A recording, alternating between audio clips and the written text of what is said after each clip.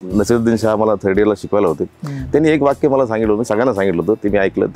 आत्ता सुचलं आत्ता बोललं असा फील आला पाहिजे नटाला करता. अलीकडे वाक्य पाठ करणे आणि मी बिनचूक न अडखळता स्टेजवर बोललो, ह्याला अभिनय म्हणण्याचा एक नवीन प्रवाह सुरू झाला. आपण केलेला रोल नंतर कोणाला करता नाही आला पाहिजे इथपर्यंत नेऊन ठेवायचं. खतरनाक आहे, राक्षसी वृत्ती आहे. नट काय रियाज करतात, तर नटाचा रियाज नाटक, नटाला रियाज करायचा असतो.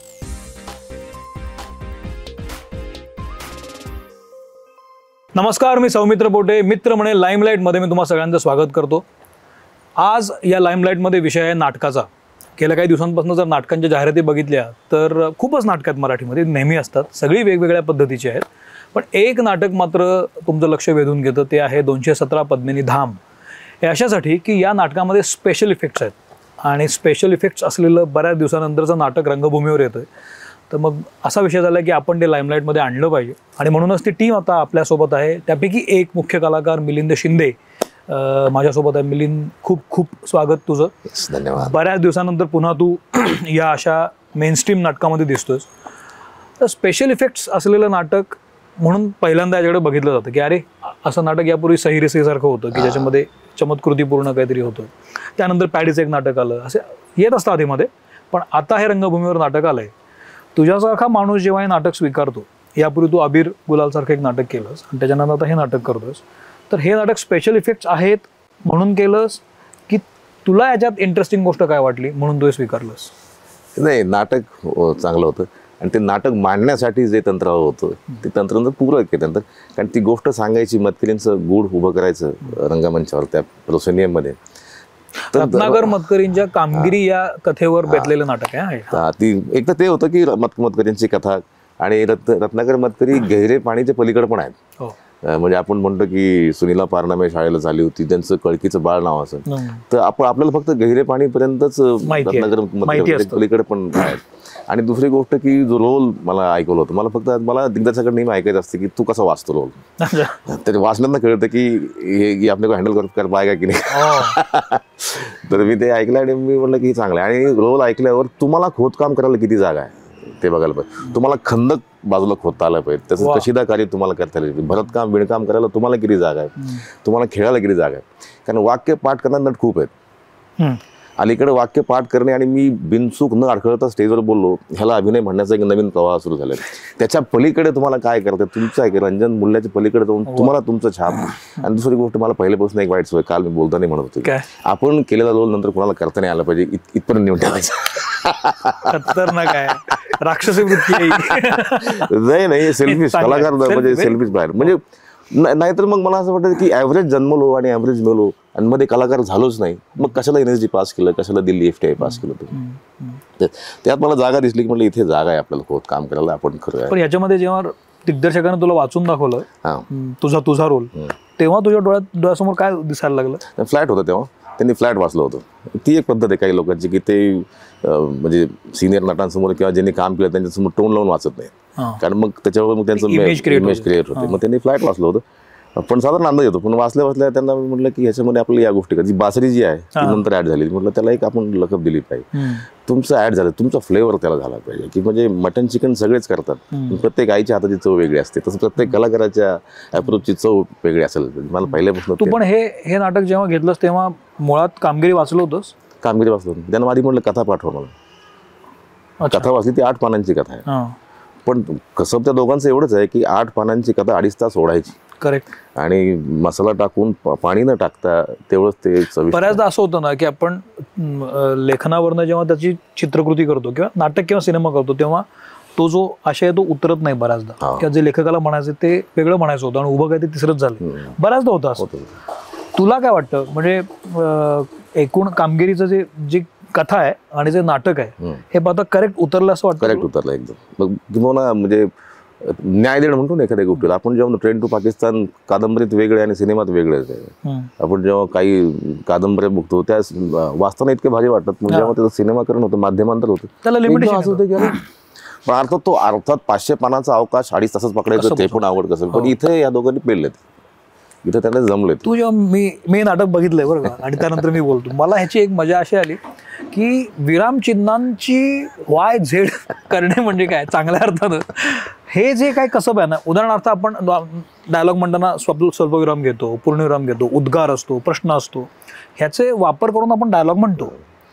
पण या नाटकामध्ये जेव्हा रावराजे हे जे कॅरेक्टर आहे ते जेव्हा बोलायला लागतं ना, हे तू आपोआप केलंयस की तू मुद्दाम मजा येऊ दे म्हणून केलंयस की त्या कॅरेक्टरची गरज म्हणून केलंयस? कारण ते कॅरेक्टर तसंच असतं, सगळ्या नियमांना धुडकावून लावणार. मला इंटरेस्टिंग वाटलं. नाही, ठरवून आहे सगळे. आपण म्हणतो ना की आपण जे सेट बघतो एखाद्या नाटकाचा, तो पुढून वेगळा असतो, चकचकी त्यावर लाईट पडतात, तो आणखी प्रकाश म्हणून. पण पाठीमागे त्याला बिजागऱ्या ठोकलेल्या असतात, दोऱ्या बांधलेल्या असतात, इकडे सुतळी बांधलेली असते, टेकू दिलेलं असतो. हे जसं दिसत नाही तसं नटाचं हे दिसलं नाही पाहिजे. आणि मग तीच तुमची कसब आहे. आणि नसीरुद्दीन शाह मला थर्ड इयरला शिकवायला होते. त्यांनी एक वाक्य मला सांगितलं होतं, सगळ्यांना सांगितलं होतं, ते मी ऐकलं. आत्ता सुचलं आत्ता बोललं असा फील आला पाहिजे नटाला करता, जो इरफानकडे आहे. जो इरफानच्या ऍक्टिंग मध्ये आहे की आत्ता सुचलं आत्ता बोललं, आत्ता सुचलं आत्ता बोलताना आपण अडखळतो, कम्मल मारतो आपण. पण स्टेजवरच कसं मग क्लीन स्वच्छ बोलायचं, चावून बोलायचं. आत्ता सुचलं आत्ता बोलण्याचं फील यायला पाहिजे असं, त्यातनं ते काढलं. किती छान आहे, फारच भारी आहे. पण हे कॅरेक्टरची भाषा ठरवताना तू हे आधीपासून ठरवलं होतंस की तुला सापडत गेलं ते?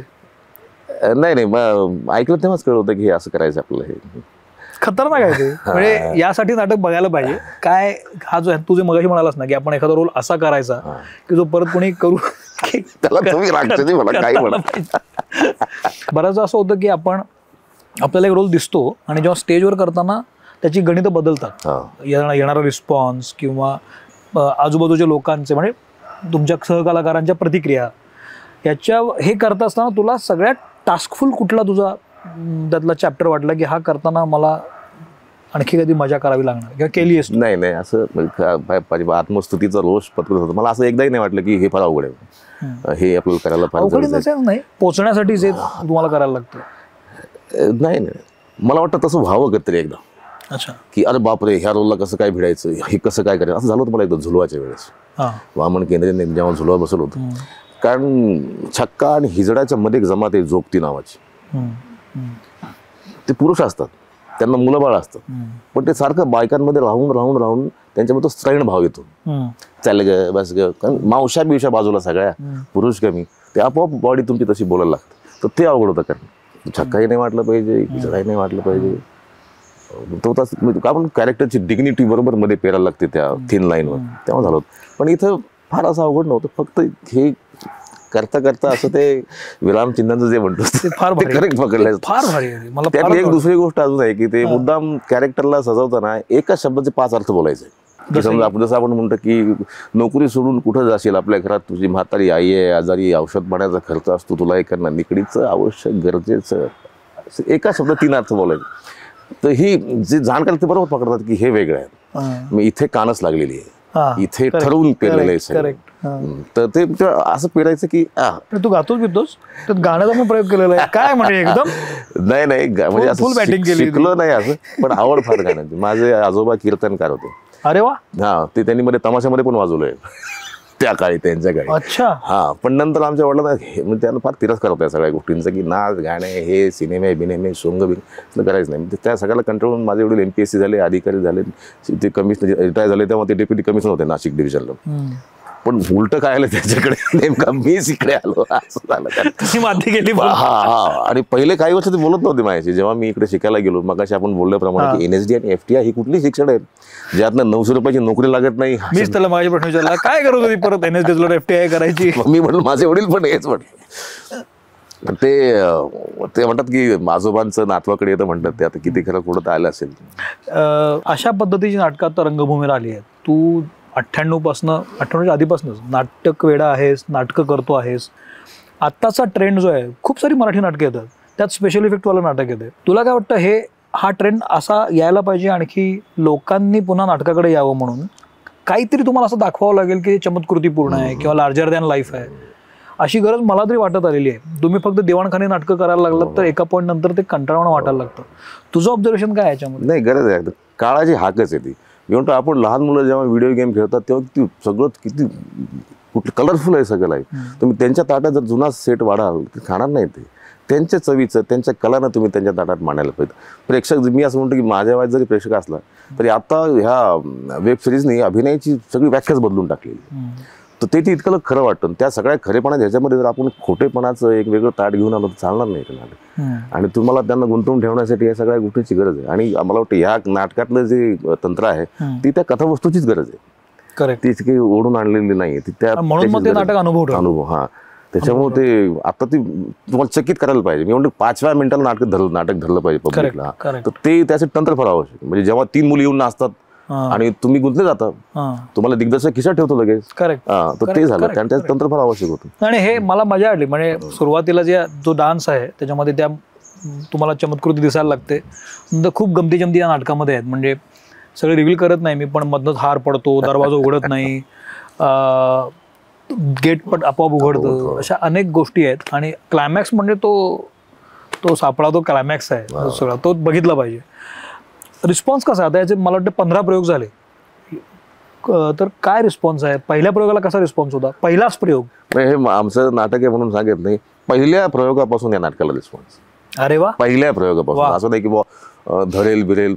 मला वाटतं की जसं जसं प्रयोग होतात तसं पब्लिक वाढतच आहे. आणि मग आमच्या सगळ्यांपेक्षा नट तर आम्ही आहोतच, पण आमच्यापेक्षा आमचे निर्माते जास्त एक्सायटेड आहेत. की मला वाटतं की अरे बापरे, हे आपलं नाटक आहे असं वाटलं फार गरजेचं आहे. ते कलाकार करतात, बाबा बघू जाऊ आपण, असं होत नाही. ते जातीनं उपस्थित असतात तिथे, ते येतात त्यांना. तू NSD पास आउट असल्यामुळे तुला नाटकाचे सगळीच अंग माहिती आहेत. तर तुझ्या नाटकात, या नाटकामधले अनेक अंग फार महत्वाचे आहेत. जसं की स्पेशल इफेक्ट्स म्हणले की सेट महत्वाचा असतो, लाईट्स महत्वाचे असतात. तुझं या प्रत्येकाचं रिडिंग काय आहे? तुला सेट कसा वाटला? तुला लाइटिंग कसं वाटलं? मला संदेश बेंद्रेला 200 मार्क द्यायला पाहिजे नाटक या सेटसाठी. कारण हे इतकं लेअरी सेट उभं करणं. आणि अलीकडे सेट उभा करताना शिवाजीला बसेल का, दीनानाथला बसेल का, छोट्या गावात बसेल का, नगरला बसेल का, ह्या सगळ्यांचा लक्षात ठेवून तो सेट डिझाईन करा. ती गोष्ट आहे. शिवम ढेकळे नावाच्या मालाने जी गाणी बसवली आहेत ना, ती म्हणजे रागदारी थाटातली जरी गाणी असली तरी ती तुम्ही तुमच्या ते रुंजी घालतात ती गाणी. मग त्याच्यामुळे सेट लाईट ह्यानी ते नाटक रंगवलं. आणि शीतल तळपदेने जे म्हणजे खऱ्या अर्थाने रंग भरले, लाजवाब आहेत.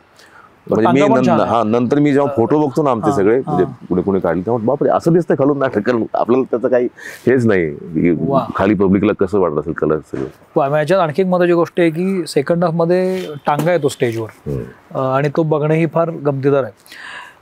रिॲक्शन्स काय आहेत लोकांच्या? लोकांना खूप आवडतं. म्हणजे लक्षात राहिलं रिॲक्शन आहे काही? हा, तुला मी सांगतो की कुठलंही नाटक संपलं, कुठलाही सिनेमा संपलं, कुणी येऊन म्हणत नाही वाईट झालं म्हणून, की तुझं काम वाईट झालं किंवा हे नाटक वाईट, कुणीच म्हणत नाही कधी. कारण आपण ओळखीचे असतो, प्रेक्षक ज्यांना नाही आवडलं ते येत नाहीत, मला भेटायला येत नाही. पण त्यांच्या डोळ्यात कळतं की ह्यांना हे भावलेलं आहे, ह्यांना हे आवडलेलं आहे. आणि पहिल्या प्रयोगामध्ये कळतं की, आणि अगदी कॉलेजच्या मुलांपासून ते ज्येष्ठ नागरिकांपर्यंत सगळ्यांना ते भाव घेतात. आणि रिपीट आहेत काही लोक.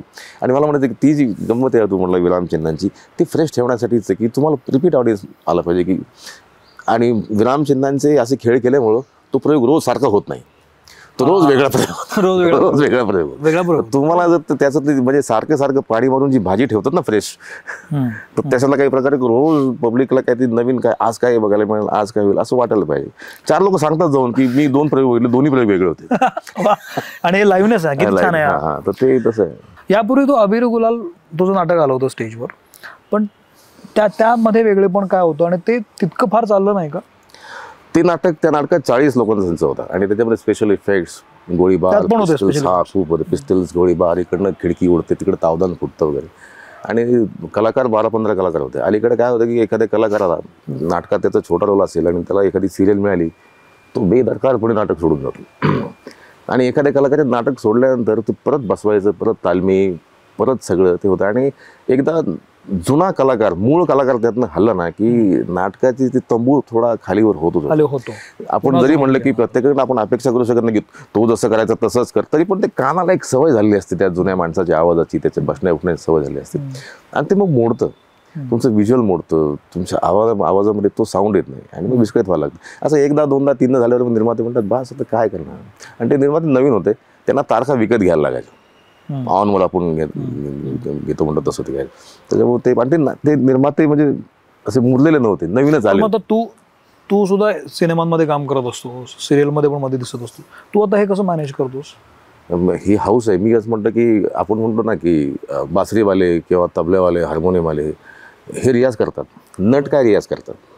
तर नटाचा रियाज नाटक आहे. नटाला रियाज करायचा असतो. हा मुळात हा. तर माझं असं म्हणणं आहे की हे राहिलंच नाही. मला आलं, मला राज्यनाट्य स्पर्धेत अभिनयाचं प्रशस्तीपत्रक मिळालं, मला आलं.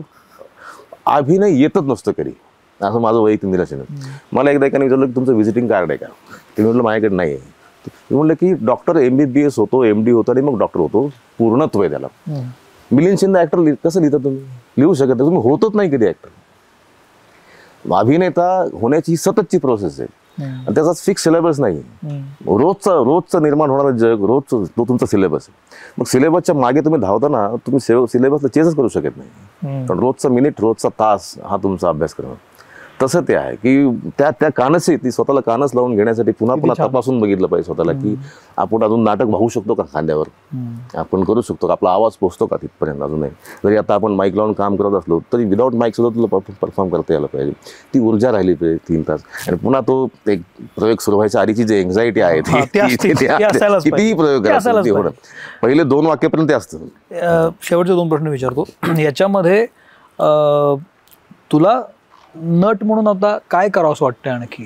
तू करतोस आहेस एक, आणि दुसरी गोष्ट तुझ्या वाट्याला ज्या भूमिका येतात की नाही त्या नेहमी अशा व्हिलनिश, कायम अशा कुरघोडी करणाऱ्या, कपटी अशा जेव्हा येतात तेव्हा मग आतल्या नटाला काय वाटत असतं तुझ्या? त्याच ते मगाशी म्हणल्याप्रमाणे की सगळे विलन काय म्हणतात, मार डालूंगा, काट डालूंगा, बघून घेईन, तुला माहित नाही का मी कोण आहे. त्याच्या पलीकडे विलन नाहीत आपल्याकडे. त्याच्या पलीकडे आपल्याला काय करता येईल विलन? मी असं म्हणतो की मी तांबडे बाबा नावाचं एक केलं होतं. मी पॉझिटिव्ह रोल पण केले, पण लाह्या जास्त तडाडतात. तर हे ह्या लाह्या ज्या आहेत ना तांबडे बाबा सारख्या, ह्या जास्त हे होतात.